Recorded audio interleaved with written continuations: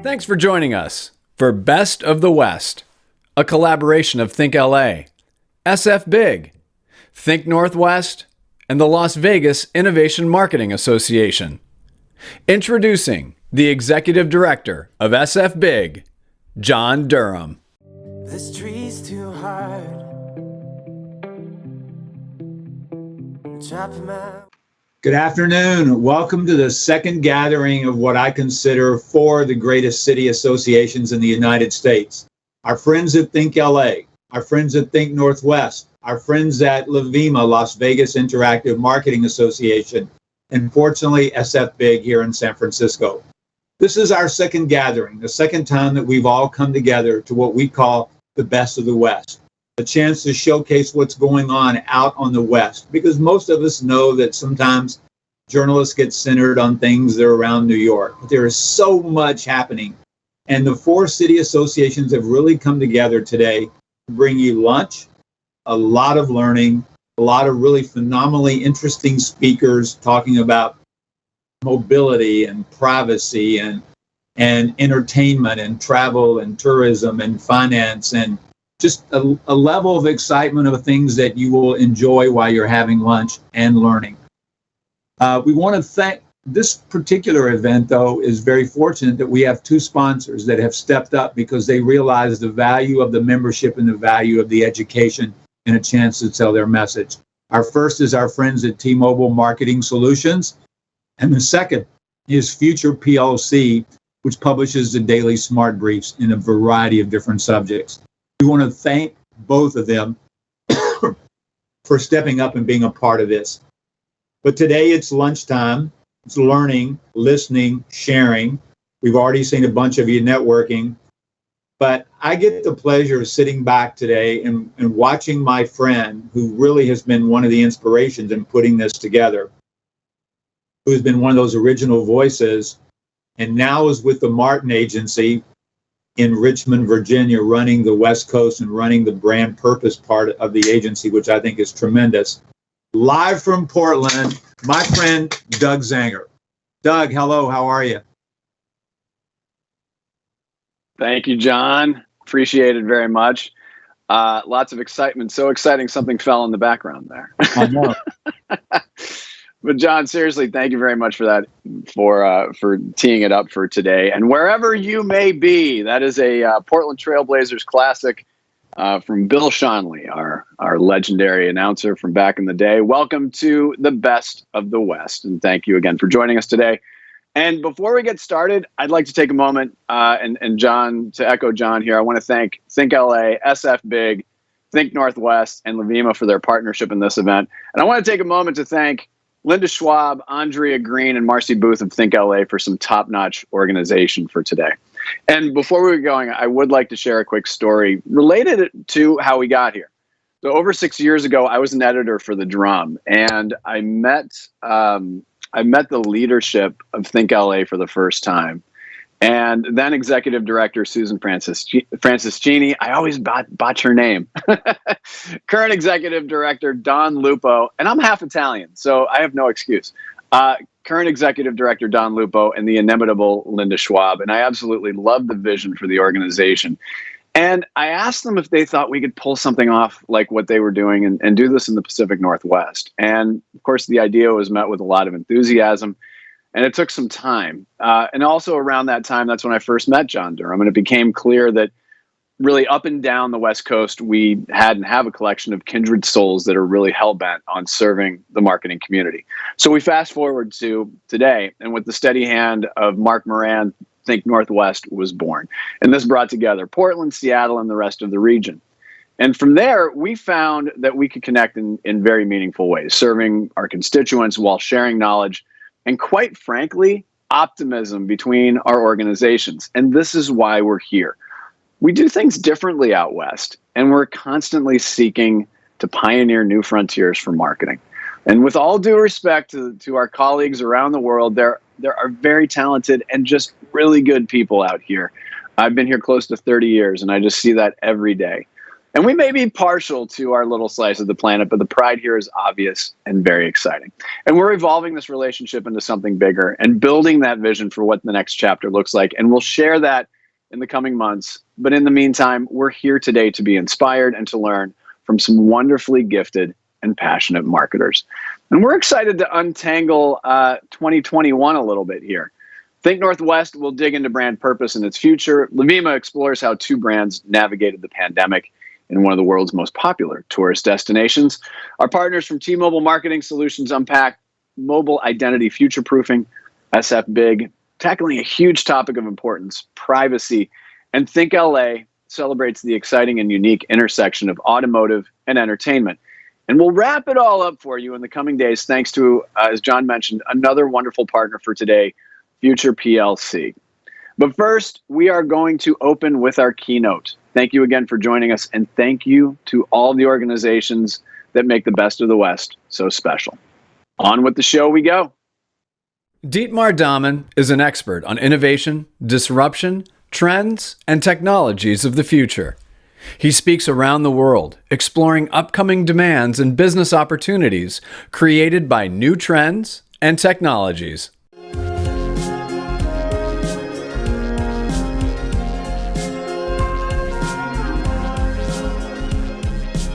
Hello, California. Hello, Nevada. Hello, Oregon. And welcome to a special edition of my What's Next webinar series, which is normally 6 parts, but I condensed it for you in 10 minutes. And we immediately start.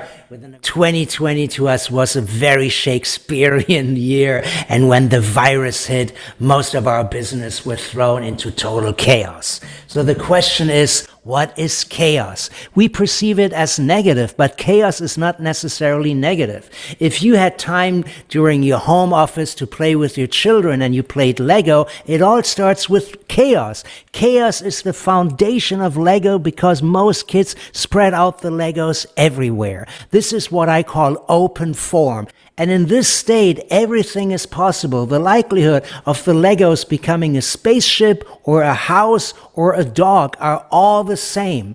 Only when you start assembling the open form into a closed form, then the likelihood minimizes, and this is just the Millennium Falcon. It is not a house, it is not a dog, the likelihood becomes binary. Is it a Millennium Falcon? Yes, it is, or no, it isn't. And in order to create something new, you have to take the Legos apart again and create chaos again. You have to come back to an open form, and then you can assemble the parts to a closed form and build a house.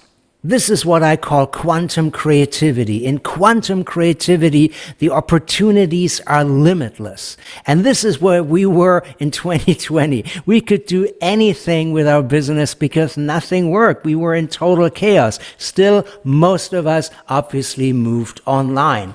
Why is that so? Very simple. Number one, offline was very restricted. We couldn't do offline things. Number two, offline also restricts our thinking because we perceive most things offline as objects, as what it is. We look at a building and we say, this is a bank. This is not a swimming pool. It is not a museum. This is a bank.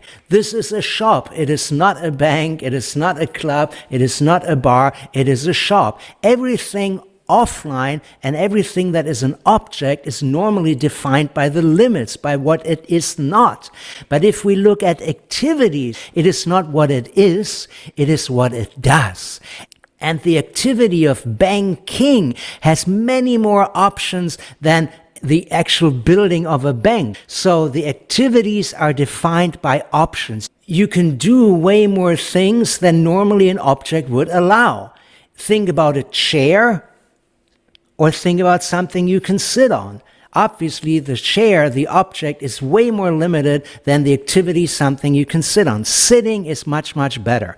So what you need to do in order to quantum creatively change your business is go away from the object and move towards the activity. Create an open universe where you move from a noun to a verb, from a limit to an option. And that is done by what I call just inging it. Just ing it. Just move from the noun to the verb, from bank to banking, from shop to shopping, from event to eventing, which is exactly what we're doing right now. So, the detective question is, if we ing our business, we move some of what we actually do online. And if we move things online, we have to ask ourselves, who's the best at doing stuff online? And the answer is simple. It's definitely machines. Machines can analyze online data much better than we can because they can deal with vast amount of data. They can use this data, and thanks to artificial intelligence and machine learning, they can predict the future and likely things you might want to do. They can even execute on these predictions, and they are extra good at everything they do. Machines are the apex, the top of the pyramid. They are fantastic, but they're only great if the environment is clean. If the environment is messy, then machines really don't know what to do. And this is a very easy test of, are you a human or are you a machine, right? We just mess up things. We take letters, like you can see here, and we just scratch them and mess them up. And machines have no idea what it is. But life is messy. Life is not always clean. So your job in a business where you ing it and where more stuff is done by machines is to actually divide the task of your business into human tasks and machine tasks. And then you give all the clean, predictable jobs to machines, like standard situations, standard things. But all the messy, unpredictable stuff, give that to humans, because humans are really great in dealing with crazy problems and unpredictable things. So your job is to actually be a Jaeger pilot, like in Pacific Rim. The world around you is chaotic, and the pilot deals with all the chaos creatively and comes up with new solutions to deal with new problems. And the machines give the action of the pilot much more power. This is great. But if you run your business like a Jaeger pilot, one question still remains. And the question is, will your customers actually like it? Will your customers appreciate it if they are being served by a gigantic robots? And who are your customers? Aren't they all very modern digital natives, totally connected? On the surface, yes. But our needs, our wishes, our soul is not digital native. It is still Stone Age native. Your customer is a paleo customer with the exact same needs a Stone Age person had. Even if you're fulfilling these needs now on a highly digital level, you're still talking to a Stone Age person. And what does your paleo customers like? Well, it didn't change in the last tens of thousands of years. We want to love and we want to be loved. So you have to give customers reasons to love you. Do something good for them. Do something good for the environment. Do something good for the planet. I want you to love me, so I'm doing something good for you. And that's why you can download for free 180 awesome business insights right on your phone in an EPUB comic version of my extended handout. Get it now for free. You will get the link after the talk. So we want to love, we want to be loved, and we want life to be better. We want the future to be better than the past. We want our kids to have a better life. We want the next job to be better. And we want the planet to be better, because that is where we live. And the great thing is that a lot of people want the planet to be better, and there's a humongous tailwind in sustainability. Sustainable product sales are rising in the US constantly. 71% of millennials are willing to change their diet in order to reduce the impact on the planet and eat more plants and less meat and less fish. There's an 80% growth in health, organic, better for you and the planet. It's a gigantic thing. So if you want your customers to feel that you do something good for them, do something good for the planet as well. So let's wrap up this insight injection of only 10 minutes with a couple of takeaways. Number one, When all the parts of your business are in total chaos and blocks are everywhere, you can reassemble them in a totally new, unforeseen way and create something very, very new that might last a very long time. Because the moment of chaos is rare. The moment of structure is much longer. So use this crisis to dare the new. If you dare the new, you will probably do something online, and machines like it clean, but life is actually messy. So think about the duality between service that is done by machines and service that is done by humans. Humans are much better in dealing with fluid, chaotic environments than machines are. Move from product to service, from object to activity. This really expands the opportunities that you have. And if you do, think about how your high-tech solution feels to a Stone Age soul. Do the people actually feel loved? Can they love you back? Do they feel appreciated, acknowledged? Do they feel that you can actually deliver something to them that will improve life? And finally, save the planet. This is ultra important and only you can do it. So do it now and do it big time. If you do it right, you can absolutely avoid the next drama and make sure that the drama stays in the theater and not in your business. Thank you very much. This was a very rock and rolly 10 minutes, but I hope you enjoyed it. See you then. Bye-bye. Take care. Thank you, Dietmar. Amazing presentation. Los Angeles, the home of ThinkLA, the nation's largest regional marketing trade organization, is the land of entertainment and automotive. Our guest, Alessandro Uzielli, head of global brand entertainment for Ford, and the great-great-grandson of Henry Ford, has deftly moved in both of those worlds.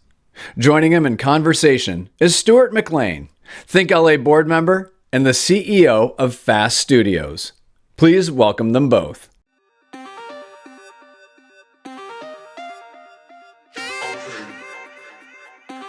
How are you? And we mean that from the heart. Have you been? And how's life been treating you given the recent events?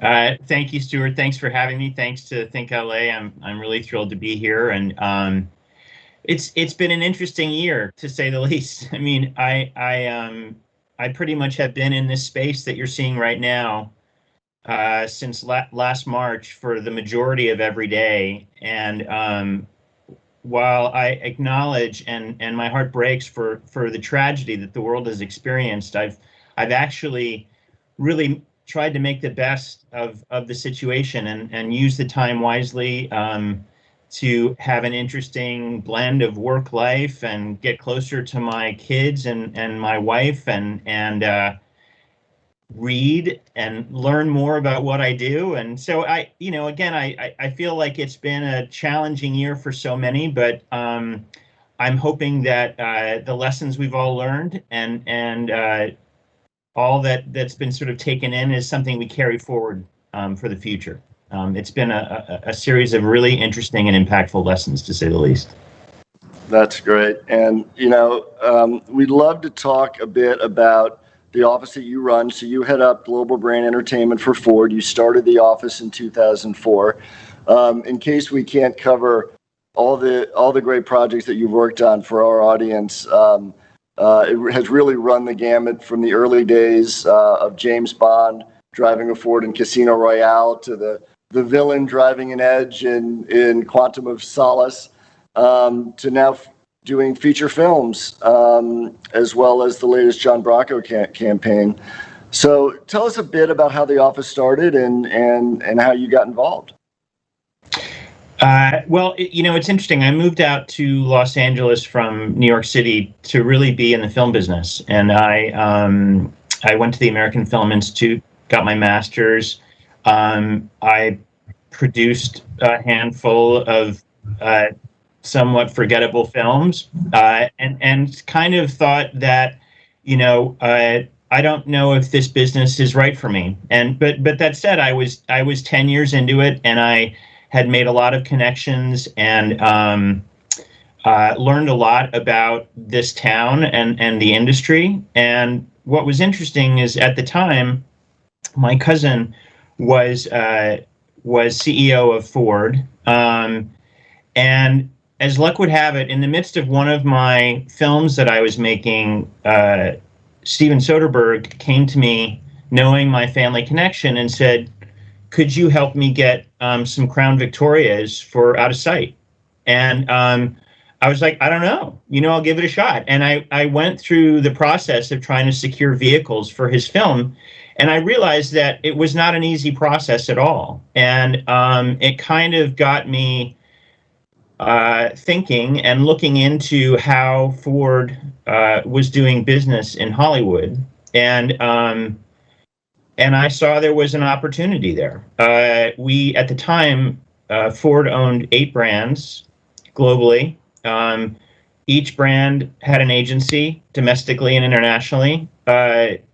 It was a challenge to really navigate the system. So my thought was, well, let's streamline this process so that Ford can be a really good partner to the entertainment industry, be proactive, and work, be a partner. And so with lots of people in Detroit in the marketing organization, we sort of put together this blueprint of an office, an internal office at Ford, located, at the epicenter here in Los Angeles of the entertainment community.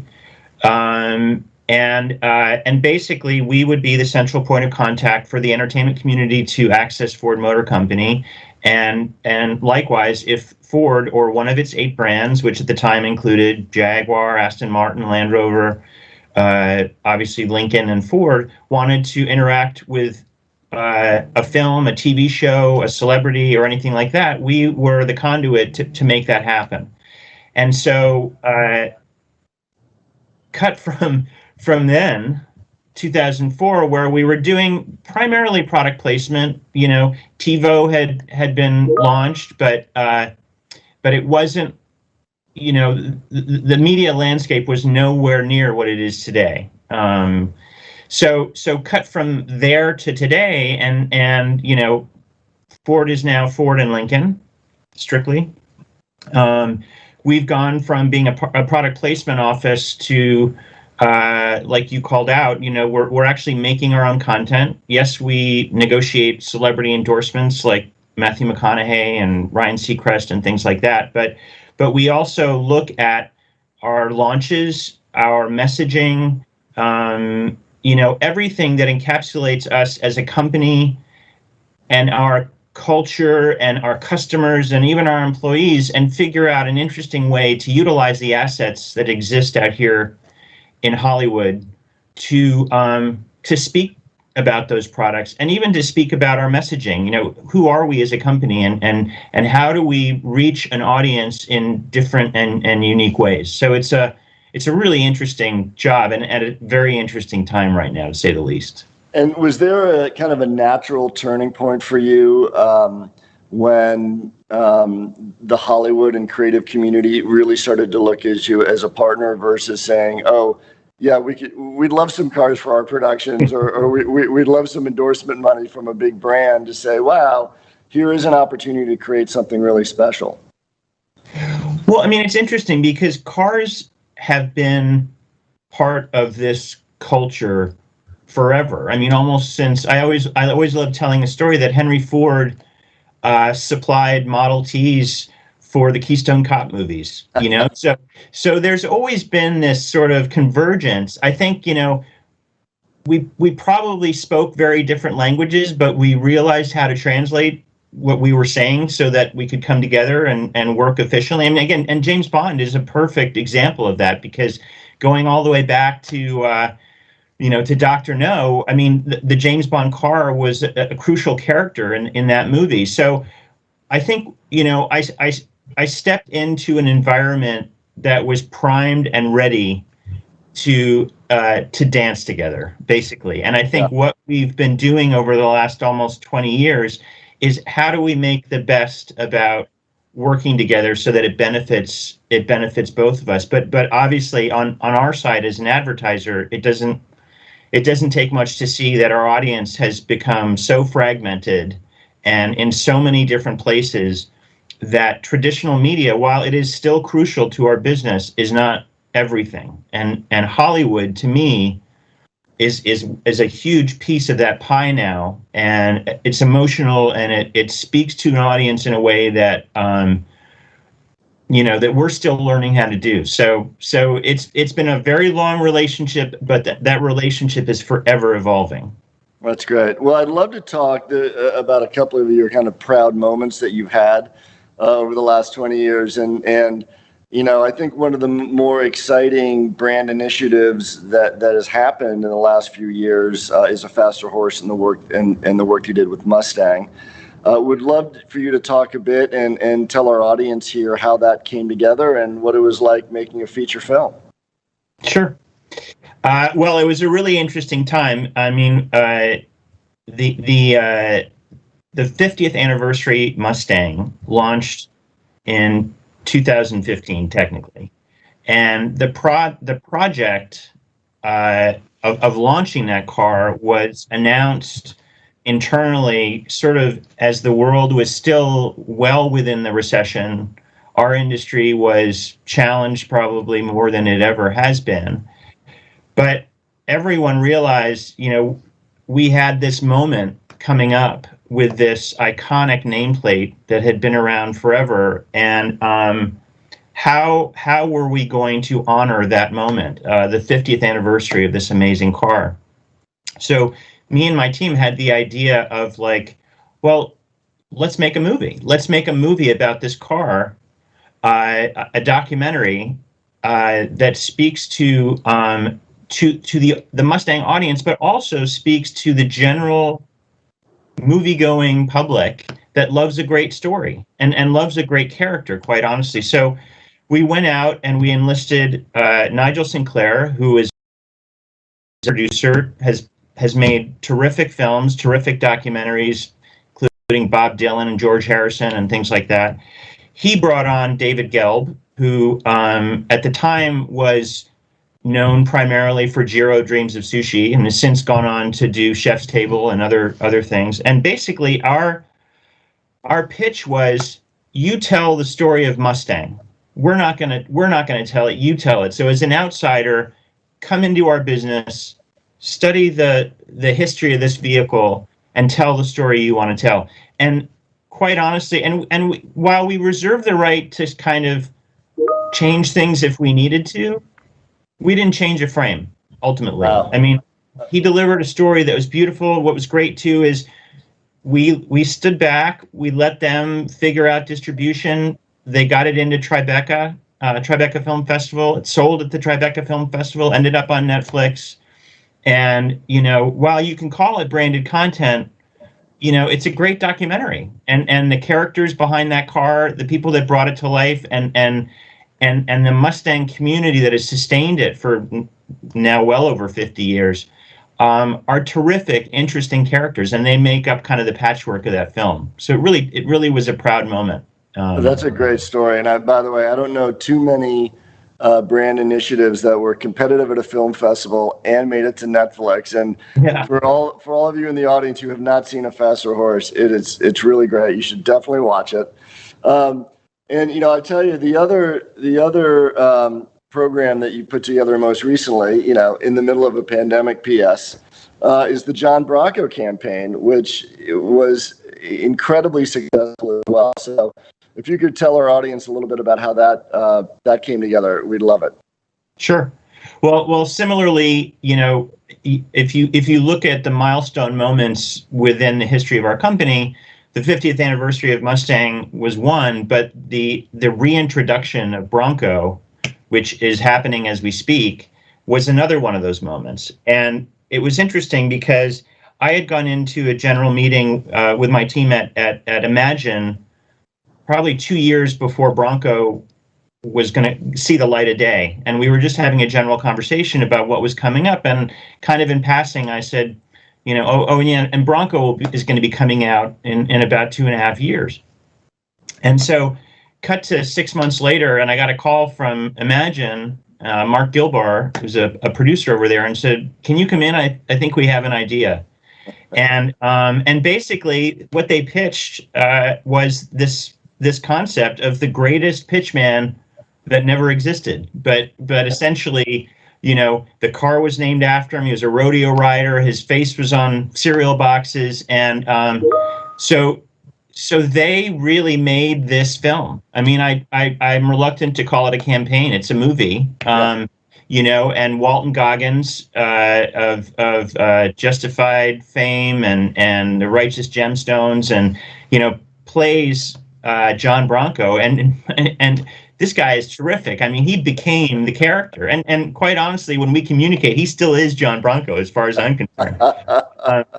And we created this with the help of Imagine and others. We created an amazing social campaign to back it up, and brought this character to life. So while the movie, which ended up on Hulu, which is terrific, existed, there was also this kind of groundswell of like, well, did he exist? And is this real? And it was really fun. And it's funny, and the world shut down as we were about to release it, so it never got kind of screened publicly. But one of the great moments was right before shutdown or lockdown, we took it to Arizona to screen for the dealers, who were getting ready to take delivery of this car in a few months. And I was listening. I think I remember. And then there's a moment in the film where there's no question it's a mockumentary as opposed to a documentary, and the whole room just kind of cracked up, which was a very rewarding moment. The company I work for has a sense of humor. I mean, it's like, we're a big global corporation, but if you can laugh a little at yourself, it really makes a difference. And I was really proud that they embraced this. It didn't take a lot to get it greenlit. I think everybody saw the value in it, and it was, again, another really rewarding experience. Well, I think it says a lot about Ford as a company. It also says a lot about the relationships that you've built in Hollywood, that you can have those kind of conversations with Imagine and have that kind of a shorthand that they can develop ideas like that for you. Well, I think we're just about ready to wrap up here, Al. Any thoughts on what might be next, or anything you can tease us with on what we can expect from Ford and your group? Well, I'll end with, we are in the process of launching the Mustang Mach-E, which is a zero emissions, really beautiful version of the Mustang. And it is another one of these milestone moments for our company. So without giving away too much, I'd say watch this space for an interesting project about Mach-E. That's great, Al. Well, we can't thank you enough for joining Best of the West and our group here at ThinkLA. We will stay tuned for the Mach-E and see what else you have up your sleeve. Thanks. Great to see you, Stuart. Thank you. Thank you, ThinkLA, and our guests. Up next, we head up the California coast to who some might say is the best part of California. We're talking about the Bay Area, home to some of the most exciting advertising agencies in the world, as well as the infamous Silicon Valley. The Bay Area brings the perfect mix of drive and innovation. And we'll start with a topic on a lot of everyone's minds: privacy. This comes from SF Big, and our speakers are Richie Glassenberg, CEO, and Wayne Mathis, General Counsel and EVP, and both co-founders of Safeguard Privacy. In addition, we welcome Sheila Kloklesher, Global Chief Digital Responsibility and Public Policy Officer of Kinesso, and Jules Polonetsky, CEO of the Future of Privacy Forum. Take it away.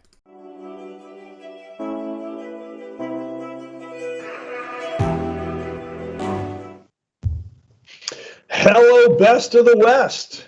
Thank you very much, everybody from SF Big, for having us. ThinkLA, LVMA, Seattle, Portland. We really appreciate being here with you. I'm very lucky to have literally three of the pioneers of privacy, data, and everything in our industry with us. Jules started back at DoubleClick a long time ago, probably one of the first chief privacy officers in the business. Sheila, in the data world with Axiom, has been really one of the leaders in what data is, privacy and ethics. Wayne was one of the first privacy lawyers out of Europe and the US, actually lectured with Jules 25 years ago. So we're very excited to have this crew with you. My job is I'm going to ask them two questions, and I'm going to try to stay out of the way. And why does this really matter to you and everybody from Best of the West who's joining us, is that this is a big change. So, gang, first, we now have 3 state privacy laws and approximately 14 in committee. Why do agencies and clients need to deal differently with privacy laws versus previous industry standards such as DAA, TAG, NAI, IAB, right? All of those. What are the ramifications to clients, advertisers, and marketers in the agency? Sheila, do you want to go first and come in with some thoughts for us? Yes, thank you, Richie, and hello, everyone. I'm thrilled to be with you today. I'm going to go fast here. I think first, there are 5 major themes, and number 1 is all of this legislation. Richie said there's 14 left alive. We started, I guess we're up to about 37 as of a new law introduced, or a new piece of legislation introduced in Maine. So the first thing is, what is this a signal of? Mistrust, broken trust, business bad behavior. We have a reckoning coming. Second one is consequences. There will be consequences if we don't manage ourselves, manage the data. We are living in the connected age. We did the COVID pivot. All of our lives are connected. Our businesses are connected. Media is connected, and it's all enabled with data. The third theme is complexity. Even as you move from offline to online, things get yet more complex. You layer on multiple state laws, similar but different. The complexity begins to mount. And the imperative is to move from paper to practice. And in the digital world, that is highly complex. The fourth theme is accountability. It is the time for our industry to be accountable, to wrangle the complexity, to listen to the signals of mistrust, to do better, to do more. And it is both a challenge and an opportunity. And the fifth one is really my favorite, and it's what I call the F word, which is fairness. Are we not just collecting data, not just governing data, but are we using data to activate our media? And are we using the media in a way that is fair to people? So those are the major themes. And our industry is confronted with that. I think, Richie, the second part of your question is, what can we expect? And I think the answer is more, explosively more, wrangling those signals of mistrust and the need for accountability and managing the potential harm and the potential unfairness with this vast data infinity and digital complexity. So, Jules, you have been literally in the belly of the beast of our business since the early days of ad serving. How do you look at this? How does the industry have to change now that these are laws, as Sheila said, more coming? How do people have to rethink what they're doing? I think what needs to be appreciated, and maybe isn't fully appreciated, is that we are in the middle of moving from a world where most of what people in advertising and marketing do isn't specifically and deeply regulated, right? Unless you're a bank, health, maybe when it comes to kids' data, but most are worrying about best practices, worrying about, well, obviously don't do anything that's deceptive, things that violate sort of FTC standards, but that's changing. All data is becoming a highly regulated world. Maybe those of you who do business in Europe or elsewhere, have felt this for a number of years. But we now in the US, for better or worse, decisions have been made. We are slowly, state by state, and eventually, federal, putting everything you do when it comes to a banner ad, when it comes to an email, when it comes to, analytics, we're turning it into a highly regulated world. Now, you deal with people in banking institutions, you understand. They live with regulators who set up camp in their offices, and they think not only about minding the P's and Q's of particular compliance. They think about systemic risk, right?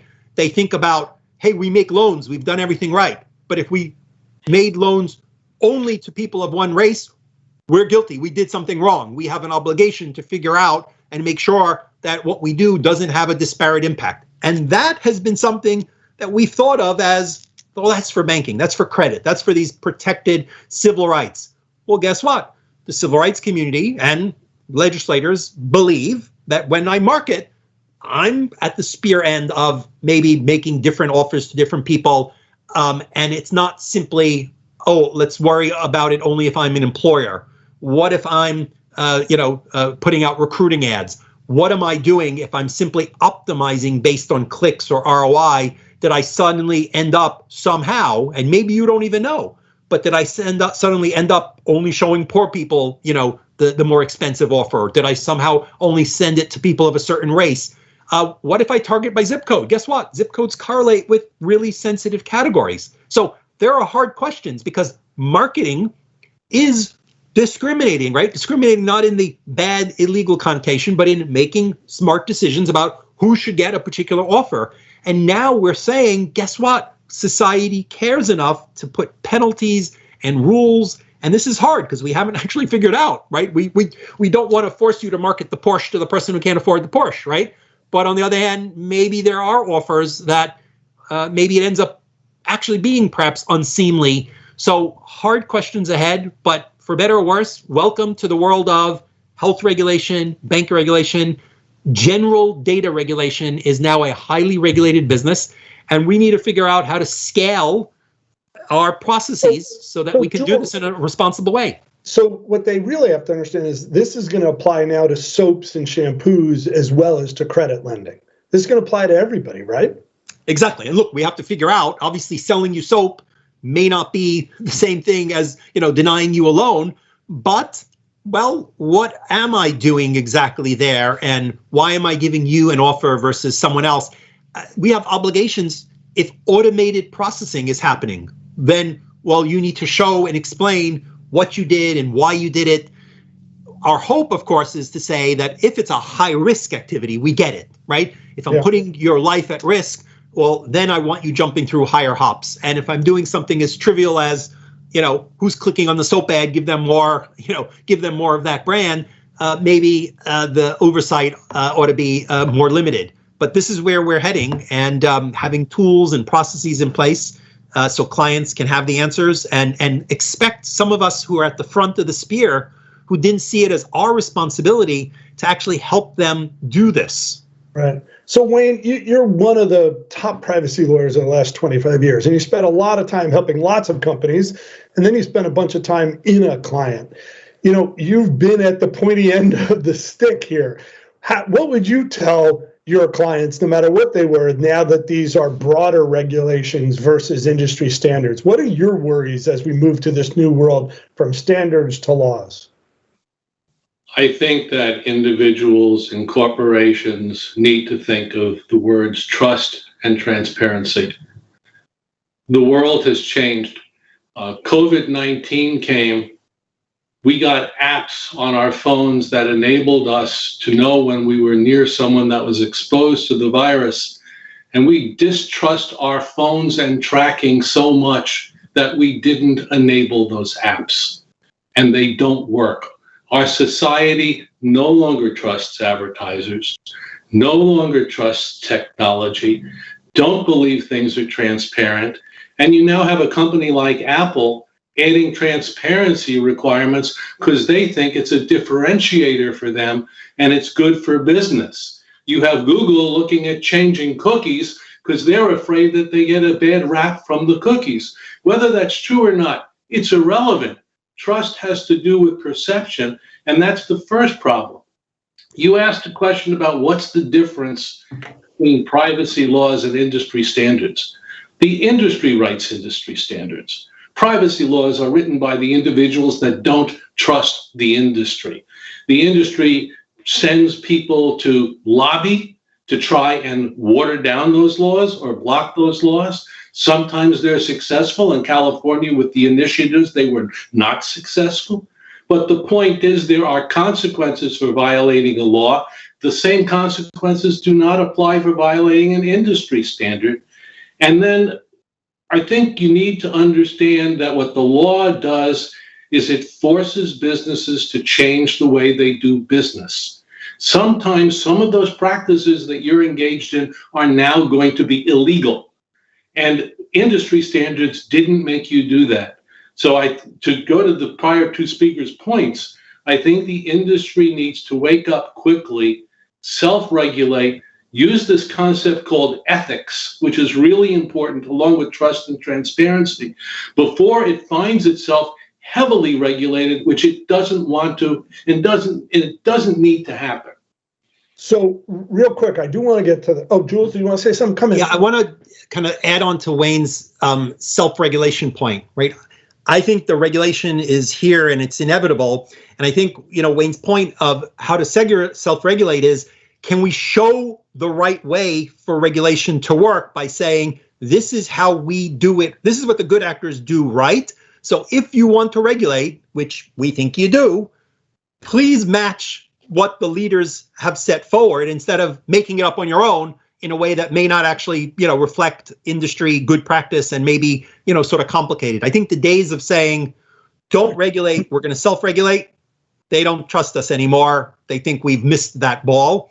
Now we should self-regulate, A, because, you want to drive safely. So drive safely because you don't want to get in an accident. But B, you want to demonstrate what the policies are so that regulators can put them in place. And you know what? Maybe that means that platforms shouldn't be putting them in place because democratic lawmakers and the process of politics, when it works right, puts it in place. Right. So quick question before we get to the second main question is, how do you three think this plays out in the next 24 months? And I'm going to throw it out there, just quickly, can we handicap? Do we think we get more states legislation or federal legislation? Which do you think it'll happen? Oh, Sheila, you're on mute.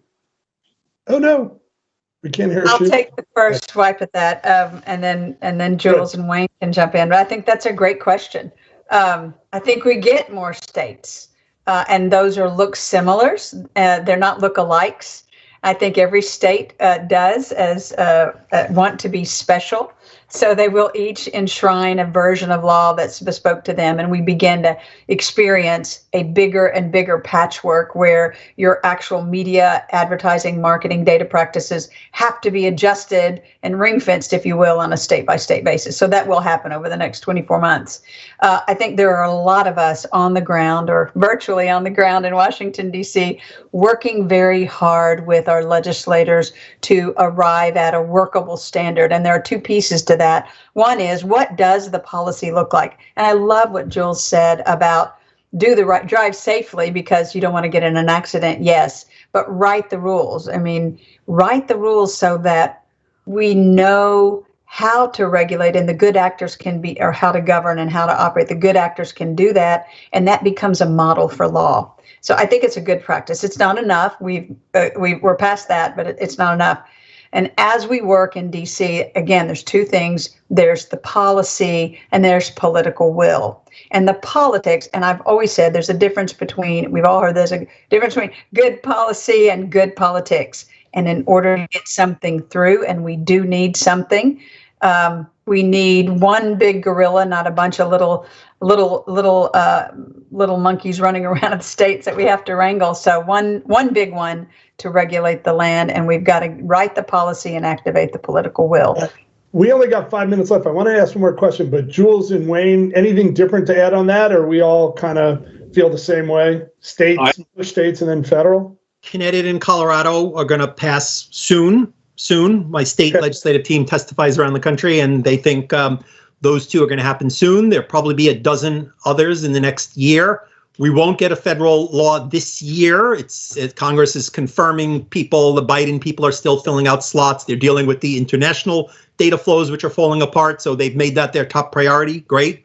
Hopefully we get a federal bill in 2022. It's going to mean some sort of compromise around private rights of action. Businesses don't want to be sued. The advocates have decided that this is like the most important thing. So it'll be part of a deal that hopefully leaves us with something workable, but manages liability in a reasonable way. All right. So I'm going to add something very provocative to the conversation that I haven't heard anyone say yet, but I'm going to give you my opinion.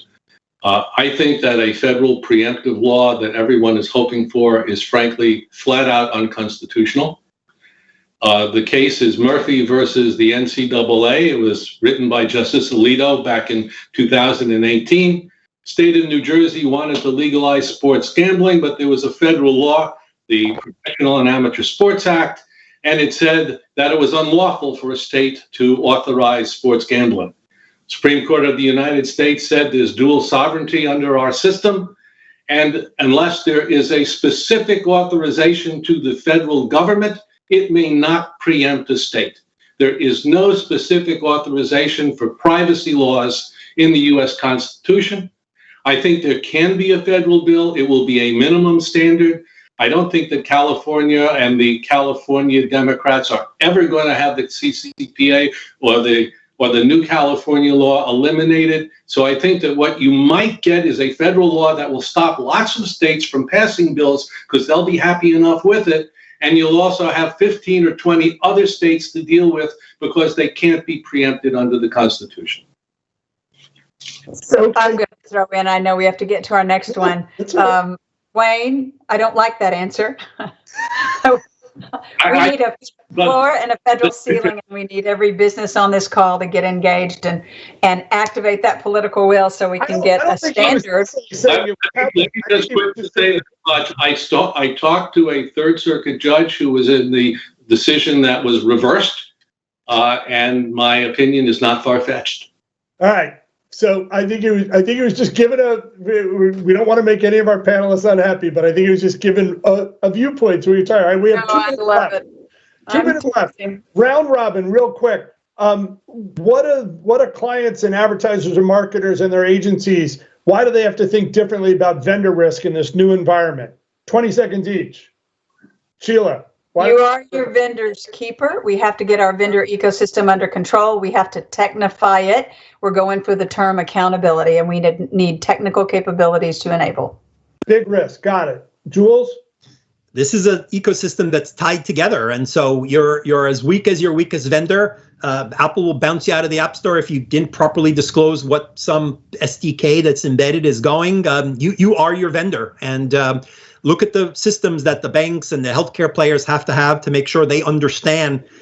How many policies have you read? We say, hey, trust us. We have a great service. We have a great site. Oh, by the way, there's all kinds of third parties here. We don't know what they do. Go read their privacy policies, right? I mean, that's what has been in thousands of policies. Think how bonkers that is if you're saying, trust me, this is a good site. Put in your information. But, there's all these other people here. I don't know what they do, right? And in fact, some of us didn't know what they did.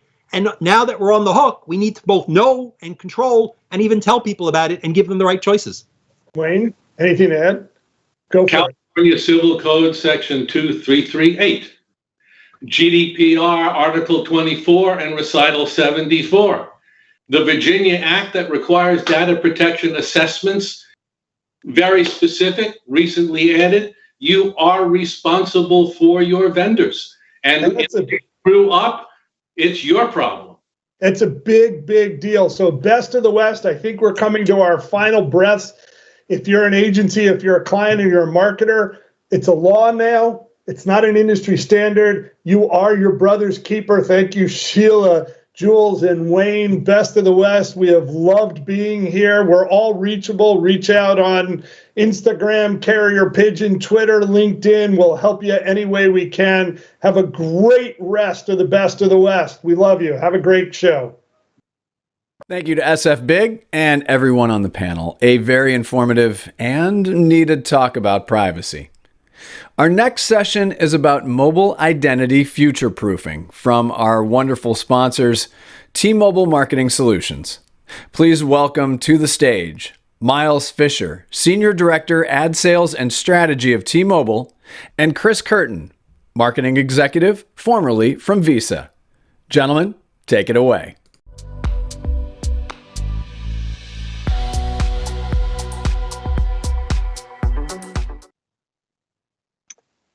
Hey everyone, great to be here. Thank you, John and Big SF for having us. I am Miles Fisher, a proud sponsor as part of T-Mobile. And as a sponsor, I'll give the mic over to Chris first to introduce himself, and then I'll kind of get into our agenda for this afternoon. All right, thanks, Miles. My name is Chris Curtin. Was with the Walt Disney Company for 14 years in a variety of roles, and then moved to HP for close to 5 years, and then more recently for 7 years at Visa as its chief brand officer, and thrilled to be here with you today. Awesome. Thank you, Chris. And for some background on myself, for everybody listening in, Miles Fisher, been with T-Mobile about 2 years. Before that, spent time at the programmatic platform MediaMath. And before that was leading telco partnerships at Google. So today we've got what I hope is an exciting topic of conversation for you all. What we're really excited to bring to market as T-Mobile, what we're referring to as mobility data. I think the past year for all of us has been an extremely trying one. A lot of terms have been thrown around about what it is, but I think as we head back into a new norm, right, one thing that became very clear to us as T-Mobile is that despite everybody not being out and about in the past year and a half, mobile became even more important to everyone's life. Folks, about 40% of us in the US use the mobile device as the core computing platform. And for us at T-Mobile, we think about mobile as the best proxy for the analog world. So today's topic of conversation will be about using the mobile device, mobile identity, and this mobility data that we see as T-Mobile across apps on it as a proxy for some of the data targeting that the privacy folks actually were just talking about at the session just before us. So with that, I think, Chris, based on your experience and background, would love to kind of hear from you during your time at Visa and Disney, how you guys thought about the mobile device and the way you used it to engage with consumers. Yeah, I mean, I think we always knew it was a unique device. And, you know, anytime you're on someone's person, whether it's apparel or whether it's electronics or whether it's payments, it's a privilege. And it shouldn't be taken lightly, or we shouldn't be cavalier about that. There's a very, strict filter to kind of find your way into that experience. And I think there's 2 or 3 categories that kind of routinely find their way in there. And clearly mobility and devices, is one of them. So it's a unique focal point and access point. I think on top of that, like you said, this past year has been nothing if it hasn't been extraordinary. And we've all learned, just how important that device is, from points of connection to being able to get things ordered to your home. I mean, my mom is in her mid-80s. She now is an avid user of DoorDash. I don't think that would have happened in the absence of COVID and or her, comfort with a smartphone and a smart device. I think Shopify, we were talking about this earlier, saw growth and performance that they had once projected would have occurred over 8 to 9 years occur over 2 to 3 quarters. So I think one of the biggest lessons, from this past year, but also kind of through the lens of mobility, is how set up is your company, not just to be digitally first, but to be honestly digitally only, as kind of one barometer to think about how well you're kind of structured for the future, and how essential are you to kind of an everyday use case and lifestyle. And if your answers are positive to both questions, I think you're well set up for the future. And I think one point of, obviously the future is the future of retail and things like touchless experiences, which I know you're thinking about at T-Mobile. Yeah, that's a great point, Chris. And I think to your comment about your mom or grandma using DoorDash, right? I think for us, what we've really spent a lot of the time doing as T-Mobile Marketing Solutions is really trying to find that signal through the noise. And what we're bringing to market that we're going to start to expose for advertisers and brands is really access to consumers and understanding who they are based on their app profiles. So whether it's the apps you have installed on your device or the frequency at which you're using an app, right? So we know if you have Strava on your phone, maybe you are a runner. But if you open Strava once a day for an hour every morning, you're a big time runner, right? So this idea that, every brand should be engaging with consumers through their app, but then also this idea of the data science of who a consumer is based on the apps that they have on their device, right? And as consumers go out back into the real world, right, those folks who had the Walmart app on their phone or, had the Shopify app on their phone, how do you convert those folks back into your retail store, right? So those are things that we're thinking about. And as people are kind of getting back into this hybrid world, right? And I think what you said is digital only, digital first, right? I think we saw the pendulum swing in a way it's never going to swing fully back the opposite. And I think we've all learned a lot of new habits this year. I think when we think about touchless, I sat down and ate at a restaurant and got a paper menu for the first time in a year and a half last week. And I was so happy to be off that QR code, right? And that QR code is something that I don't want to go back to at a restaurant, because when you sit down with friends or family, right, you're immediately engrossed in your phone. And that's the time we all want to disconnect. But I think in some capacity, we've all kind of leaned into the QR code, which for most of us is kind of an older technology, right? Like I remember on BlackBerry Messenger, right? We had that first opportunity to get a contact on it through a QR. But we're testing some really cool products where we're putting tablets in the back of Ubers and Lyfts with some of our partners, and trying to connect mobile directly to that big screen, right? And we're thinking about, what is that customer journey that is that new norm? And, as less people have been taking public transportation and they're leaning into things like Uber and Lyft, where are those surprise and delight moments where you hit somebody with an offer, right? Or you run what would have been a traditional 15 or 30-second spot on TV, but you actually move to that lower funnel with a click on the QR, and then you have that rich engagement on your personal device, right? So that's kind of how we're thinking about it, using our mobility, our relationship with the consumer. But I'm curious what you think about some of these new norms and behaviors going forward. Well, I mean, it's a fascinating topic. I'm convinced personally that companies are going to self-classify into two different buckets. One of which is kind of a return to normal philosophy. Their set play that they had pre-pandemic, and maybe some improvements as adjacencies. And then I think there's other companies that are going to return to better. And I think those companies / categories could be the ultimate winners. And I think it's going to be fascinating, particularly in the physical world, to kind of reemerge into that space and reemerge into that experience and see, which ones are kind of the return to normal versus the return to better, and therefore kind of weatherproofed against the future. I think flanking all of that, is the thing a lot of marketers talk about, which is, come 2022 and the sunsetting of cookies, there's going to be a pronounced focus on engagement. And I think if you take those two things together, what effectively happened in part because of the pandemic, along with policy changes, coming from the Googles of the world, that I think start to steer you towards more of a path towards engagement, as opposed to advertising. I think it's going to be critical that brands be able to find their way into a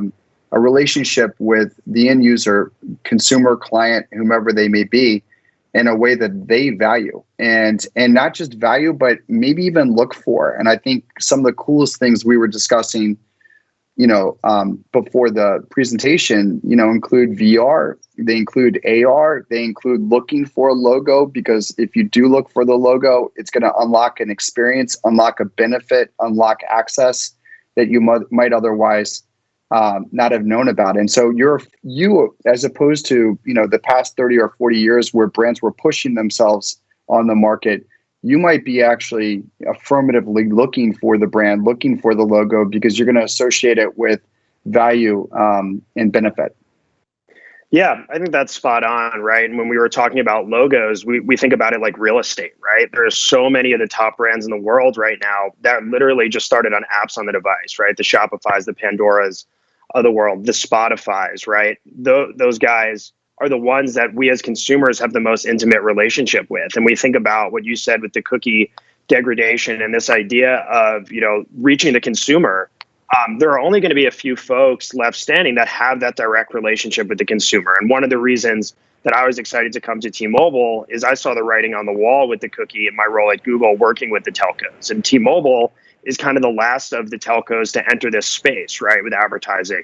And for us, we really view this from a lens of everything that we do is putting the customer first. And how can we bring this Un-carrier attitude to advertising, right? And not doing what some of the other folks who came before us have tried to do. And that's why we're really anchoring in this mobile data, right? This idea of mobility, this idea of app re-engagement and understanding based on those apps on the device who the consumer is. So when you think about those logos and you're talking about things like AR and VR, right? And things like 5G, the only thing that increases with that is truly the touch points, right? And the touch points are ultimately just more data. And how do you have the infrastructure and the backbone that we're trying to build within T-Mobile Marketing Solutions to turn those data and insights into activation, right? And whether that's for our own teams at T-Mobile are really exposing that to brands and agencies that we partner with. Because at the end of the day, one of our charters as T-Mobile Marketing Solutions is trying to solve some of the industry's problems, right? That's kind of what T-Mobile has earned their salt doing. And we don't want to be in it if we're not going to kind of solve problems that exist. And there's so much asymmetric information in the digital advertising space. And I think we've all sat on multiple sides of the industry, and it's always just hard to know, like, what is fact versus fiction.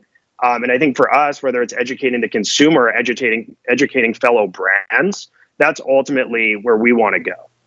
Yeah, I think it makes such sense. Like, I feel like at the end of the day, we've hit an inflection point, and I think we're going to be, the marketplace will be more sophisticated. Brands will be more sophisticated. I think the notion, you just look across the horizon, you used to have 500 cable channels being pushed at you, but maybe you consumed only 6 or 7 or 8 of them on a routine basis, but you were paying for, 490 of them. And I think whether it's in media and entertainment, where the streaming services have really gotten to be much more targeted, much more specific about the content that you like, the content that you value, the content that you're willing to pay for, and putting that before, the quote unquote viewer. I think the same is going to happen in marketing and advertising, where it's not just going to be, we bought a right to speak to you, but we're going to invest in a relationship with you. I think that's a complete mind shift that is probably heavily dependent upon, technology and services like 5G to be able to have the speed and the infrastructure to maintain that relationship. Is that your view as well? Yeah, I think the 5G angle is so interesting because you turn the clock back to 4G, right? The reason that, Uber exists, right? DoorDash exists, it's because of 4G. And when 4G rolled out, no one really knew what was possible or going to happen. And I think now we're starting to get to that point of 5G where we're out, you see a ton of commercials, a lot of branding around 5G, but everyone's trying to figure out, how do you unlock it, right? What does that mean for the consumer? And I think for us, when we think about it, at least in a very narrow focus for advertising, it's some of the AR and VR stuff that's happening, right?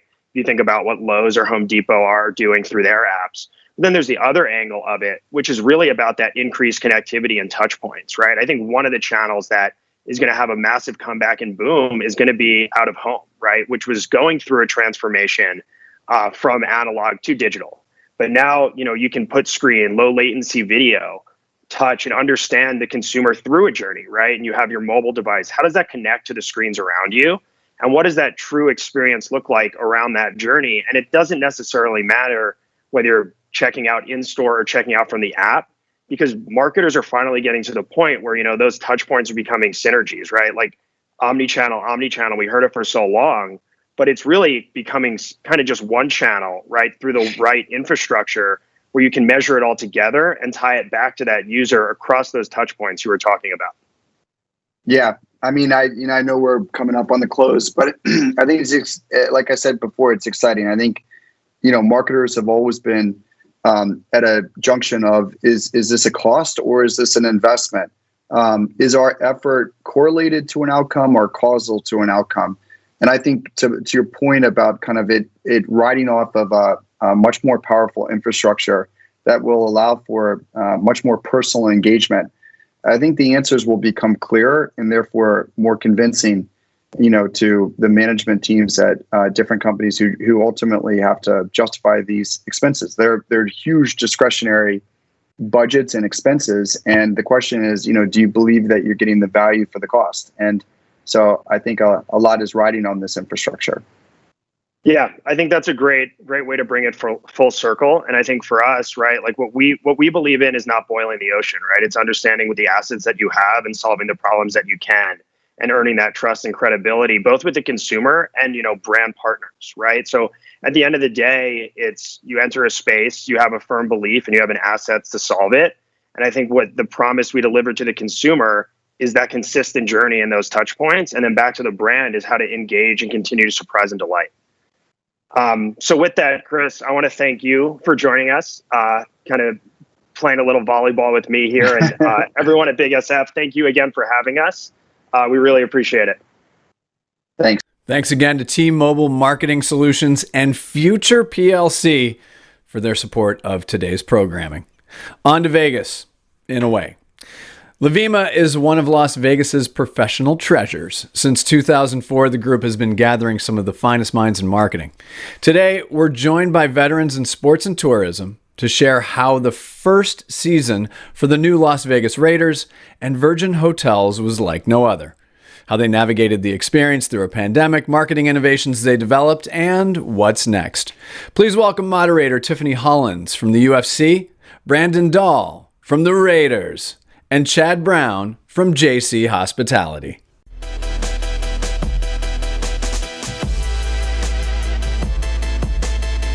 Hi, everyone. I'm so excited to be here on this sports and tourism panel with Chad and Brandon.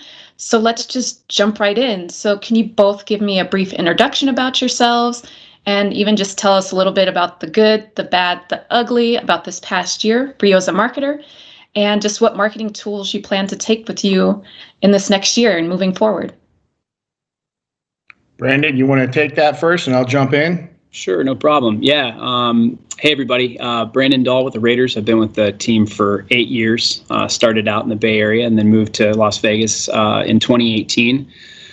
The good, the bad, and the ugly. I think there's been a little bit of each of those three over the last year. Starting with the good first, I think our owner's decision to kind of go all or nothing when it came to make, whether we had fans in the stands for Raider games this year was a really smart decision and the right decision for our organization, and I think for the safety of our fan base as well. I talked to so many people in the industry that were coming up with contingency plans on contingency plans. So having the certainty of not having fans, while it was disappointing, really helped us to focus on getting ready for when we are able to welcome people to Allegiant Stadium. And I think we used that time really wisely. The bad, obviously, tremendous financial losses compared to what we were anticipating. We've made a massive investment in this building, and there are financial covenants and all those good things that we've got to hit, and that was a big hit to the organization. Ugly, I think what's challenging right now is that mask wearing, vaccinations, all that stuff that you're sort of counting on to hit thresholds where you can open has become such a polarizing topic and such a political topic, and it has become a little bit ugly, unfortunately. And it's something that we continue to figure out how to wade through and navigate. Great. And how about you, Chad? Well, Brandon touched on a lot of really good topics there, and not unlike some of the challenges we've had at Virgin Hotels Las Vegas opening a property during the pandemic, but there was some good. I will tell you that we're very fortunate that we're a multi-operator property, which means we have Hilton on board. We're part of the Curio collection. We are Virgin branded hotel. Mohegan Sun, as you guys may have heard, is the first Native American gaming operator in the resort corridor. Couldn't be more honored to be working and partnering with them on the casino floor. And AEG coming back to work in the theater at Virgin Hotels Las Vegas have been an excellent partner previously when we closed and now when we're reopening again. And, during this time, we were closed during most of the pandemic for remodel. And one of the opportunities we had that I consider to be good is that we worked with our operating partners, and we also had an opportunity to watch what our brothers and sisters in the hospitality industry did during the pandemic that were best practices, and then also some practices that weren't so good. And so we had a meeting with our ownership team and with our operators, and we started discussing COVID safety protocols and what everybody was doing. And I thought it was brilliant. Our president and CEO, Richard Bosworth, said, well, these are all great ideas, and I don't think we should take one idea. I think we should take all of these ideas and let's incorporate them to create the safest opportunity we can to welcome guests back to the property. So we're very fortunate in that aspect that we got to incorporate those practices that were tried and true. Mm-hmm. We got to learn again from our brothers and sisters in Las Vegas to understand what was working and what wasn't. And we were really able to incorporate those practices in a safe manner to be able to open a property during a pandemic. Right. I mean, it was an enormous challenge. I would say the bad, something we did not anticipate, was supply chain. The impact COVID has had on supply chain to the entire city, and from my understanding, it's every area of supply chain has impacted us. So As you may be aware, we have a few venues that are not open yet that are scheduled to open by Memorial Day weekend. We did have our official opening back on March 25th, and we would have had some venues open sooner, but supply chain has been so slow to come in. And there's a lot of challenges around the world with that right now. So I see that I'm hearing about that everywhere in all industries right now with supply chain. So I know that's something we'll overcome. It's just taking a little bit of time. And I would say the ugly, from a hospitality perspective, it's really getting that foundational midweek convention business back. We know that there's other states that are operating in different capacities, and we know there's large conventions that are ready to start coming back again. And we really need to get our city in a place, Brandon touched on this a little bit, with some of the protocols we have in place to make sure it's safe. We've got to get that core business back. We've got to welcome those guests back midweek. It's the foundation of the business. It really sets us up for the customers that we all target, that we position ourselves for to come in later in the week and on the weekends. And it's paramount. It's vital. And that, to me, has kind of been the ugly side of things through all of this. Amazing. So we'll just move on to a next set of questions that we had. So opening during a pandemic was uncharted territory for all of us, and you guys both did it successfully. Congratulations on that. What are some innovations that you implemented that you think helped make you successful, made you successful? You want to go first this time, Chad? Yeah, sure. I'll jump in. So there's three key areas I think I'd like to touch on. One is technology. One is from an advertising perspective, what we were able to do. And another one is from opening a resort perspective, right? Letting guests into the doors. And so from a technology perspective, we partnered with a company called Nano Vapor. And they were able to come into the property and spray, it's not a mist spray, if you will, but they were able to spray all public areas that provide 90 days of protection that you can't feel, you can't touch, you don't have to wash your hands. It does not rub off either, and it kills 99% of bacteria when it lands on any of these surfaces that have been covered. Really cool brand new technology. We were proud to be the first partner that they came in and worked with to test this technology. And so far, we've had outstanding results in terms of safety at the property level and reports of anything that we wouldn't want to hear about at the property level. So that was a really cool technology innovation that we were able to take advantage of. From an advertising perspective, wow, we shot a national television commercial right in the heart of the COVID pandemic. And we did that without a property to open up to bring actors on to show the property off. And so it was extremely important to us to begin building awareness for the Virgin Hotels Las Vegas brand in Las Vegas in the resort corridor, especially for our feeder markets. You know, folks coming out of Southern California, Arizona that were starting to travel again or thinking about travel for a future date. We wanted to be top of mind. And so we really needed to get out there and start building our story. And it was a tremendous challenge to shoot a campaign. We were able to do it in the dry lake beds in Jean, Nevada. There were a lot of obstacles we had to overcome. There were a tremendous amount of additional fees that we incorporated for safety, COVID safety protocols, all worth it. But we were able to successfully get a campaign out there that really breathed life into the Us Unstoppable format that we try to portray at our property and really get people interested in what's coming to Las Vegas and what's new. And so that was a huge challenge, but we were able to overcome. And as far as I understood, we were the only brand that was shooting a national advertising campaign in October of last year. So it was tricky, but we did it successfully with no issues. The third is really the opening perspective, opening the property. And when you open a property, we flip the script, and I'll talk about this a little bit later in some of the questions that you have, but we flip the script, we believe, on how you open a brand new property, where normally you would open up to a big VIP party. It would be VIPs only, celebrities. It would be closed off to the public for the most part.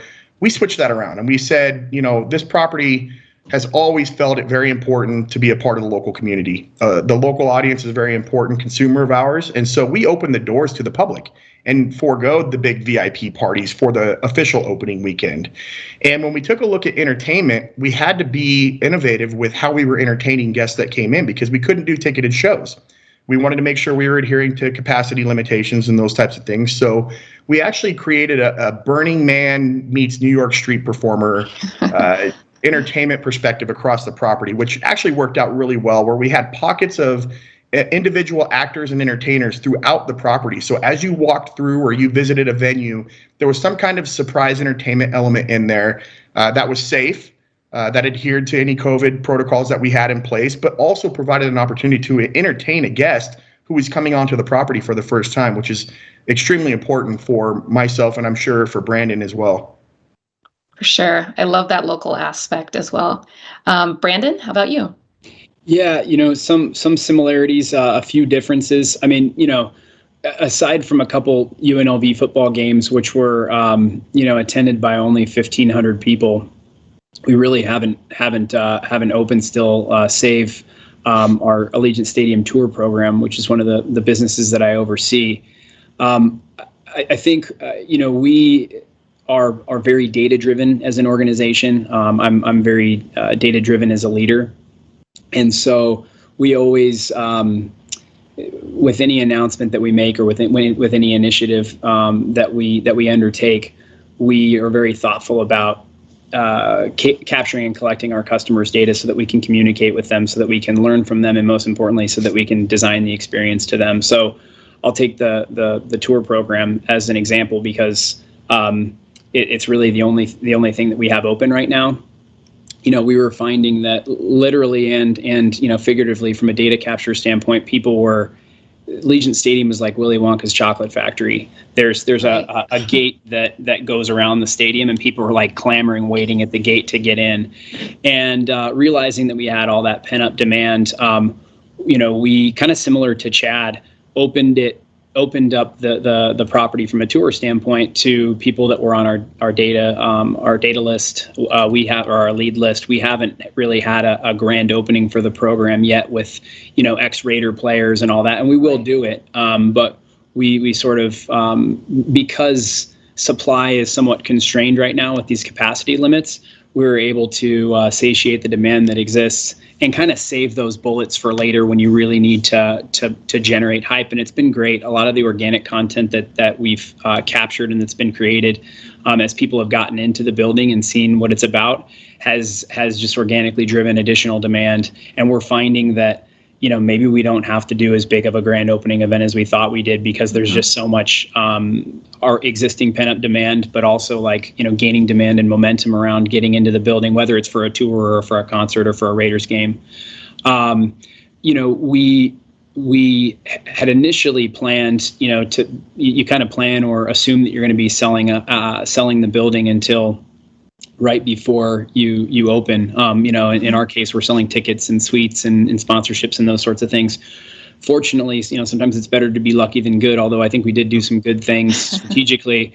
We were sold out in January of 2020, so right before the pandemic hit or really started to gain steam. And so, we did that through a lot of those data-driven efforts. Rather than going out, we had about 70,000 people on our deposit list for season tickets. Rather than just kind of spray and pray and go out to all 70,000, we tried to match the customer to the product. And that proved to be a really efficient way to sell and accelerated that sales timeline so that we didn't know it at the time, but so that we were sold out in advance. So, we were certainly fortunate in that respect. But as we look forward to our first large event, we're still navigating some of the uncertainty, but are hopeful that we'll be able to welcome those folks back to a full stadium, barring all the approvals that we need to get and all the thresholds that need to be met. Oh, that's amazing! I can't wait. As a Las Vegas local, so I'll be there. Awesome. And just to tie into the opening, so part of being new also meant hiring new talent. So how did you guys think about building out your teams here? So was the strong driving force that was kind of like a bonus for your recruitment offers here in Las Vegas? I can hit that one first if you want, Chad. Yeah. I oversee food and beverage, the nightclub partnership with Wynn Resorts and the tour program. And all of those are, very hospitality driven businesses. And we've hired a lot of people. Most of them local. There is so much talent in this market when it comes to hospitality. It's really incredible. we have about 40 we call them tour hosts, the people that take folks around on the guided tour. And some of these people are, former Cirque performers and former, actors and, people that have worked in other markets. And there's just so much talent, and everybody has this incredible, culture and sort of hospitality mindset that has really been amazing. I mean, it's a huge strategic advantage when you're running a hospitality business. Also, there's a lot of great free agents out there right now. Unfortunately, people have had to cut back, which means you're able to grab talent that's available in the market that might have not otherwise been available. Amazing. Yeah. And how about you, Chad? We were very, very fortunate that we knew we were closing the property a year in advance. And ultimately, we offered a bonus program for any of our team members that would stay until the very last day. So if they stayed till the last day, we had a couple of things in place for them. Number one, we paid them a bonus. Number two, we allowed them to aggregate their vacations so that they didn't hit a maximum. They could get as much as they could earn in that year. So not only did we give them a bonus for staying until the last day, we paid out their vacation, unlimited, as much as they could earn in that year, but also they were able to plan. It was kind of an accident that we closed February 3rd as the pandemic was just starting to hit for remodeling. And it was very fortunate for our team members that they were able to plan in advance for not being employed for a certain period of time. And so 90% of our team members stayed on board until the last day. Of those 90%, part of that program of them staying until the last day was that they could come back, keep their seniority with no interview into their positions.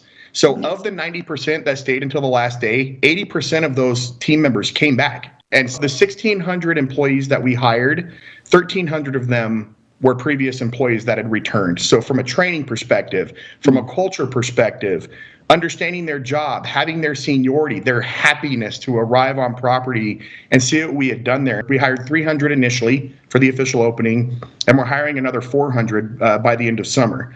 And so we are finding that there is a tremendous pool of talent. We're also finding that, there are some challenges in hiring for some of the higher volume positions. There are a lot of folks opening back up again. There's a lot of job opportunity in the city right now. And so it is a little bit more difficult from our experience anyway, and from what we're hearing from the market, to get some of those jobs where you need more folks in those positions. Some of them may be seasonal, and especially the on-call positions. We've really been trying to find creative ways to make sure we're staffing appropriately. That's amazing. Yeah. And just the talent here is just remarkable. They all have incredible backgrounds. So excited about that. And so just to wrap things up, do you guys have any last one piece of advice that you'd like to share with the viewers watching? Well, Brandon, I'll jump in. I'll just real quick, I think for the viewers that are watching from advertising and marketing and being a part of this Las Vegas Interactive Marketing Association program and speaking today, I think innovation is key. The only thing that's guaranteed to stay the same is that it's going to continue to change. And so as marketers, we have to be flexible. I call it a Gumby attitude. Always be flexible. For some of you younger folks, you probably don't know what that means, but you can Google it. It's safe, I promise. Have that Gumby attitude and be willing to change and be willing to innovate new ways of looking at things. Don't get trapped in the box, because things like COVID, things like, unfortunately, the tragedies of October 1st, things like the Great Recession, they're going to come along. And as marketers, if we're not innovative and we don't have that Gumby flexible attitude, we're going to fail every time. So that's my words, my 2 cents for what it's worth. Fantastic. And you, Brandon? Yeah, I'm a big believer in market research and investing in market research. And oftentimes we sit around conference rooms, folks, leaders within the organization, trying to guess what our customers want, and trying to sort of I think too often we let our guessing influence our business decisions. There's no better person to ask than the customer when you're trying to figure out what they want. And people love sharing their opinions and their desires and how much they're willing to pay even sometimes.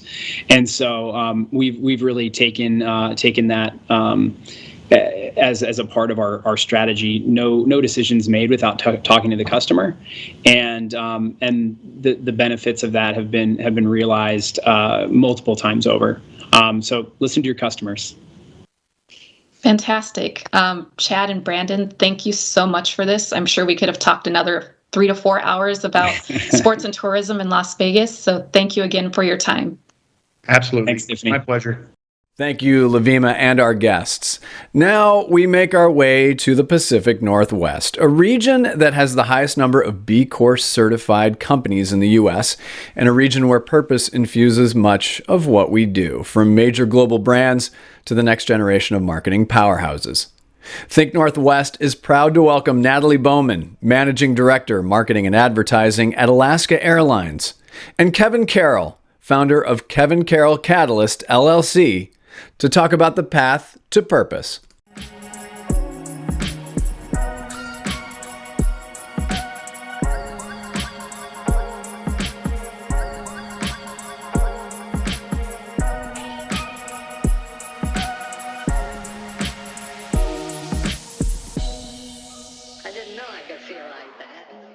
Did a little costume change. How do we look? How do we look? Look all right? Good. Okay. I like it. I like it.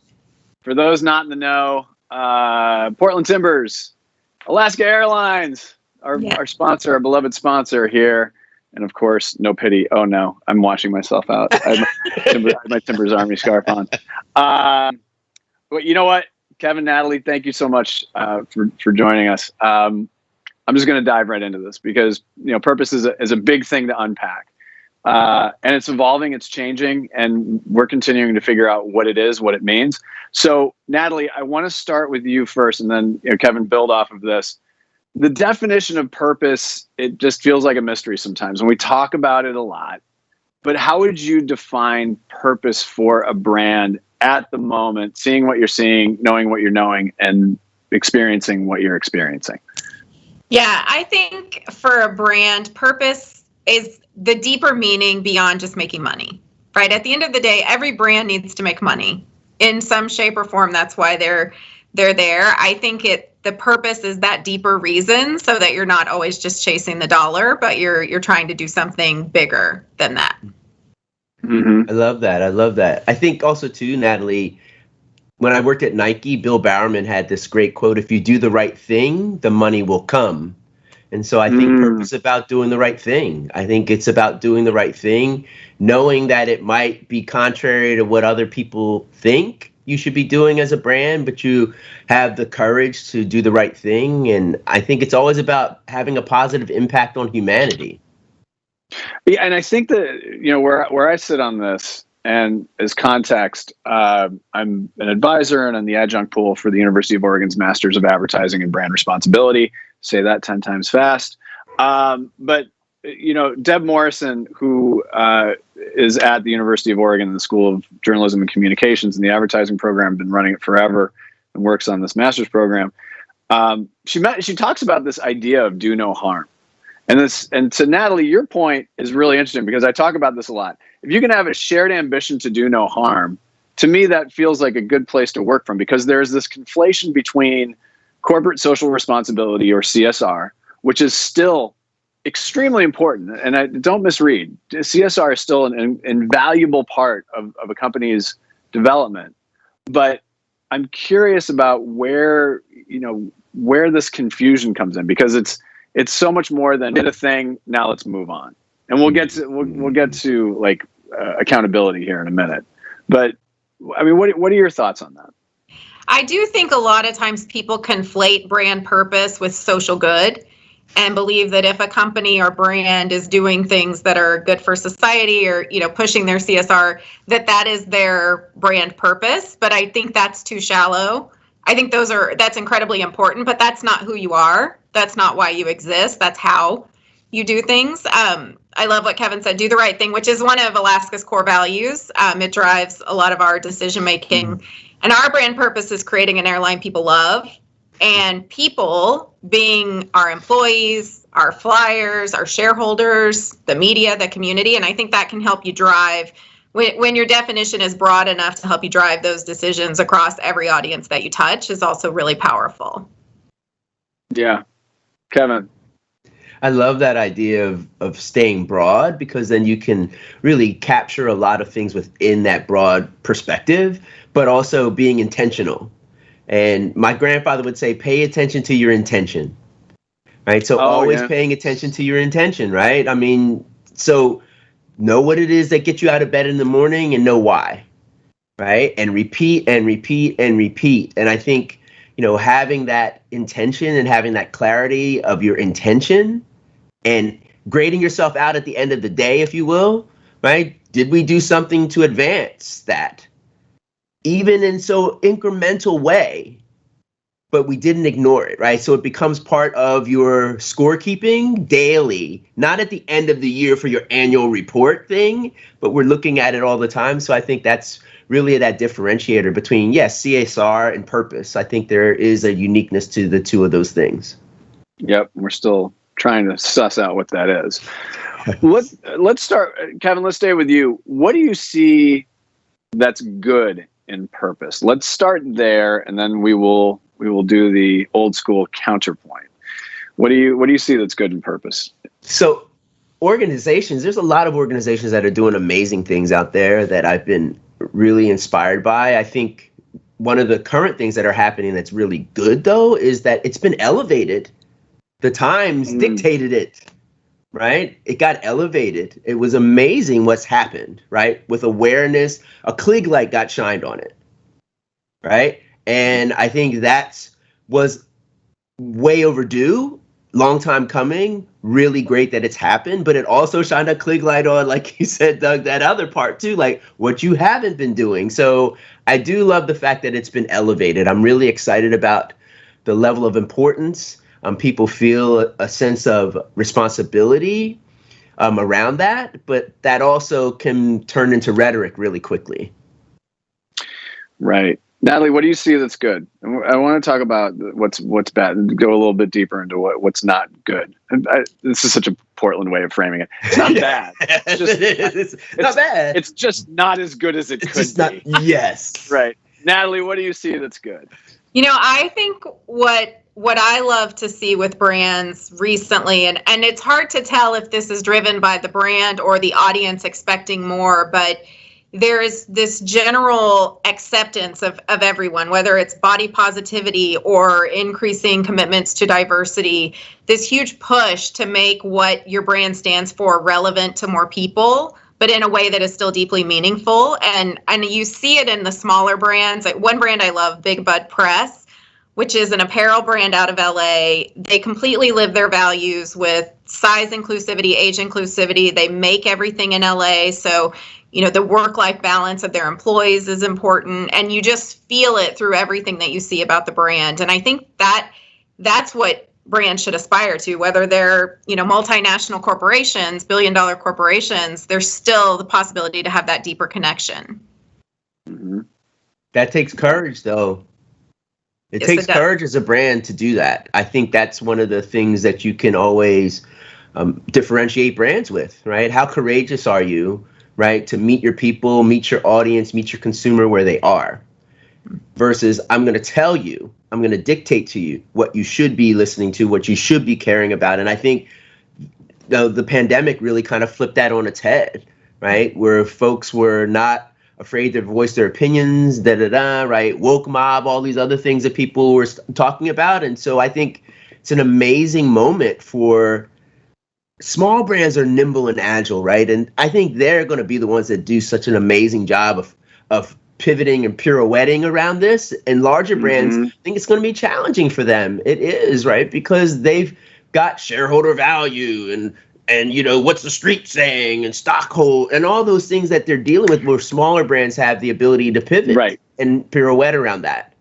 And you bring up a really interesting point. So what I've been talking to students about and talking to other people about is we are in an age right now. So Robert Reich, who former labor secretary, teaches at Cal, several years ago was talking about this idea of like stakeholder primacy, right? So shareholder primacy really started in the 80s. Back in the 50s, the purpose of a company was to make money, but also to be a good citizen and to be a good community member. Then in the 80s, Carl Icahn shows up, and I'm distilling this down very simplistically. And then corporate rating, we all watched Wall Street, the film, and maybe the sequel. not as good. But the idea is that shareholder primacy has been pressing down on the C-suite for such a long time. Now we have stakeholders pressing up. So now in the suite, there is this pressure, downward pressure from investors, upward pressure from stakeholders, but it's not necessarily a bad thing. And so that's all going to start. It's the brackish water of getting into this area where over time we will start seeing some of these bigger brands, and I can't really say anything specific about it, but some of the brands that we work with at the Martin Agency, they're not just thinking about it, they're like acting on it, which I think is really heartening. So, where do you see it all kind of mushing together to a point where it's just like, yeah, it's cool, I've got to make money. And I don't think we should be afraid of that and acknowledging that. But again, it's just like there's this sandwich of pressure right now. And I'm curious your thoughts on where you see that. I think, I can speak for Alaska because we have a very progressive board in the sense that they push our leadership to be even more visible in that space. We just launched the livery the new painted aircraft in partnership with UNCF to represent our DEI commitments. Like that was really, pushing from the board for us to make a bold statement and fly an aircraft that for 10 years that showcases our commitment. I think that the challenge, and this goes to your question about bad brand purpose, is when companies aren't able to live their brand purpose in the way their executives behave. And that, I think, is where it goes very wrong.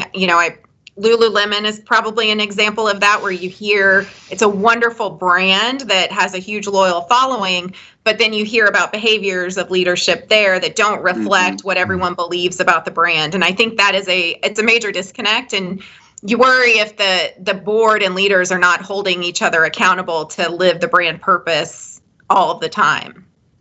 And that's when the shareholders are winning versus the stakeholders. And so that's where I think, to your point, Doug, what you were saying, that's the tension. That's what's getting squeezed. And you will show the true light will shine, right? We're going to see who you are as a leader when that tension comes. And so do you address the people that help to build you, or are you addressing Wall Street? Right. And which one really gets the attention? And I think that's one of the key things that you'll know the board and leadership will really expose who they are during this. This is the time for this to happen. So I honestly believe what you said, Natalie, is so true. Is there a disconnect between behavior of your leadership and what your stakeholders, your street, your audience, your consumers are seeing from the brand? And if they are disparate emotions, activity, behavior, then people are going to be like, well, what's the deal? And they're going to start questioning, and they'll start walking away. Now what? Right. And apologies, I am half Italian, so if I had a lot of gesticulation and hand moving, that explains it. So anyway, we've touched on a couple of companies, a couple of brands that are doing interesting stuff at the moment, and most importantly, good and purposeful stuff. Let's add to that. What brands and people are doing the most interesting things, or what have you seen interesting in purpose that you went, oh, okay, that's kind of cool? I'm continually impressed with REI's commitment to their purpose, and they just keep every decision they make. And, I'm based in Seattle, so I see more of the local decisions, but acquiring a huge campus, building a huge campus, and then shutting it down, recognizing that that's not going to work. And we're going to be willing to shift gears to do what's best for our employees and our business.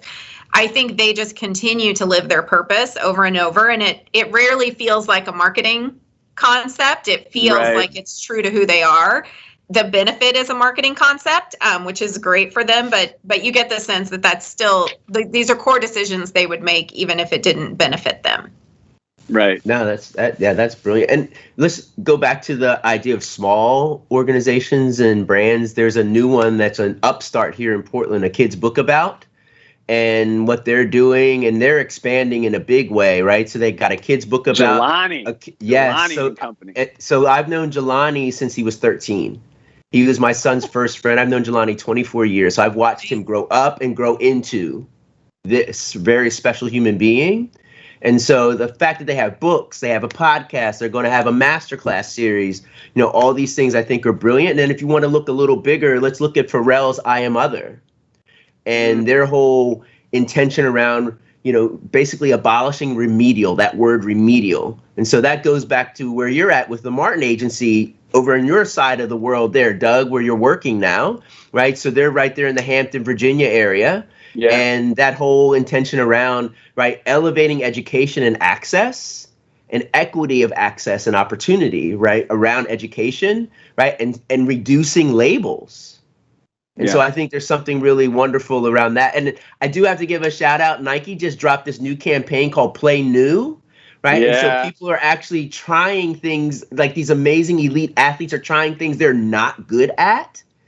I do want to add one thing in there, though, like in the fails, there's also you're learning grit and resilience. And Angela Duckworth, she's got Character Lab, and they talk about the importance of trying something hard and sticking with it. And that's how you get grittier. That's how you learn grit. And I think that's the wonderful thing about that campaign. It's teaching us something I think is really important around purpose, is you got to hang in there. It might not be popular. You got to be gritty about it, right? And you got to just keep pushing and striving for that. And so I like the Play New campaign that they're doing, because it really is talking about grit and resilience, which is something that we all need, especially when it is around the idea of purpose. Yeah. Yeah. There are about a million ways I could go with that. But real quick, Kevin, before we move on to the next, explain to everybody what Jelani has written. So Jelani actually started this whole a kid's book about, the very first book in the series was racism. And he did that in response to his stepson actually asking him a question when everything was unfolding in 2020 early. What's racism?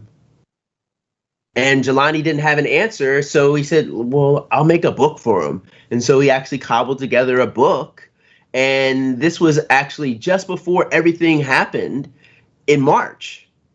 And next thing you know, this is in 2019 when he's launching this. A year before, he launches it officially October of 2019 with 6 books. They now have well over 40 books, a podcast, working on masterclasses, and some of the topics are amazing. These are really important topics that kids want to talk to the adults in their lives with. Anxiety, depression, God, belonging, creativity, money, right? Empathy, gratitude. That's just to name a few. Feminism, right? I mean, there's just so many. And kids, as Jelani says, kids are ready to have these conversations. It's the adults who struggle. Right. So here's a tool. And so that's a kid's book about, and it's really growing. And I think it's really amazing, the purpose behind what they're doing. We got about 4 minutes left. So I'm going to mush these two questions together. So what do brands need to understand related to consumers, to accountability? So the idea of keeping receipts, what do they need to understand more than ever? Because it's as a broad idea, and a broad concept, well, yeah, but maybe go a little bit deeper in that. And then, part of this too is learning from it and understanding how important the long game is. So let's start with the accountability part of it and the keeping receipts. Kevin, I want to stick with you on this and let you start on this one. Let's just move from rhetoric to action. Just the words. I'm over it. Like, show me what you're doing, right? Let's see some real defined things you're doing, right? So I just think we need to move from words to action. Don't talk about it, be about it, right? There's lots of talkers and very few doers, right? So for a brand, which one are you? Natalie? Yeah, I think having a combination of your bigger, broader strategic vision, something that lays out what you're committed to for the long term, whether it's 5-10 years, but then always having meaningful, real tactics that are happening on a regular basis so people see real action that they can touch, because I think it's the long-term strategy that becomes unbelievable because people just can't grasp it. They don't think about what's going to happen in 10 years, but if they're just constantly seeing your brand do something that makes them nod. Kevin, earlier you had said something when I smiled. at something you said. You said it was like a mental tickle. Yeah, your brain got tickled. Yes, exactly. Yes. I think that's what you want to have as a brain. You just want to tickle people's brains on a regular basis so that they're remembering what you're doing and giving you the credibility, giving you the credit for the things that you have committed to. We have about a minute left. So this is like broadcast training coming in right now. I feel like the world's worst anchor person right now. Although this would be great for on the air, let's be honest. About a minute left.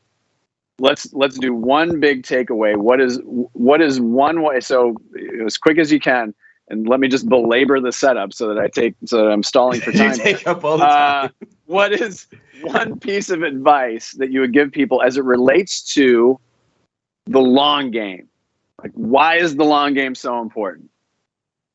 I'll go first. Natalie. I think the one important thing for the long game is be bolder than you're comfortable with now so that you can grow into it. Because if it feels mildly bold right now, in 5 years, it's going to feel so boring and you're going to want to find a new one. And that's a recipe for failure.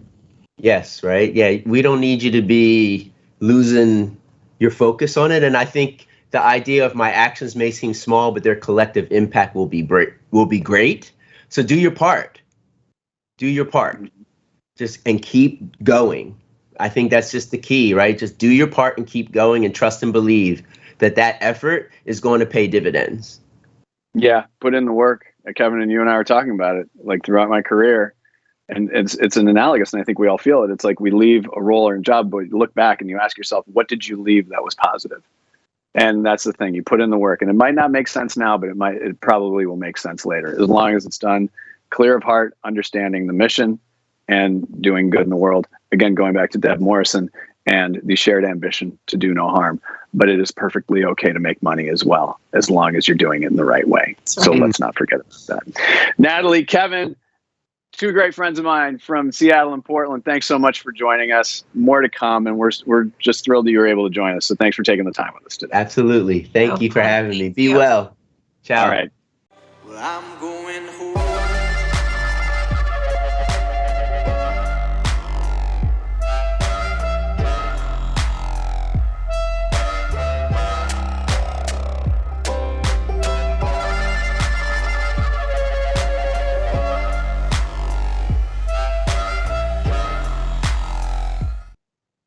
And that's going to wrap it up for us today. Thank you for joining us for Best of the West.